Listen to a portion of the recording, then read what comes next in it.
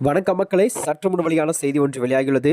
நிர்வாகிகளுடன் அதிமுக இரண்டாவது நாளாக தீவிர ஆலோசனையா? வாங்க வீடியோவை முழுமையாக அதாவது எடப்பாடி பழனிசாமி அவர்களின் தலைமையில்தான் சென்னை ராயப்பேட்டையில் உள்ள அதிமுக அலுவலகத்தில் இரண்டாவது நாளாக நிர்வாகிகளுடன் இபிஎஸ் ஆலோசனை நடத்தியுள்ளாராம். அது என்னவென்றால், இன்று காலையில் திருவாரூர், மயிலாடுதுறை, நாகப்பட்டினம், தஞ்சாவூர் உள்ளிட்ட மாவட்டங்களுடன் நிர்வாகிகள் மற்றும் மூத்த அமைச்சர்களுடன் இவர் தீவிர ஆலோசனை மேற்கொண்டு வருகிறாராம். அது மட்டுமின்றி மாலை திருப்பத்தூர், வேலூர், திருவாரூர், செங்கல்பட்டு உள்ளிட்ட நிர்வாகிகளுடன் இபிஎஸ் ஆலோசனை நடத்தி வருவதாக கூறப்படுகிறதா.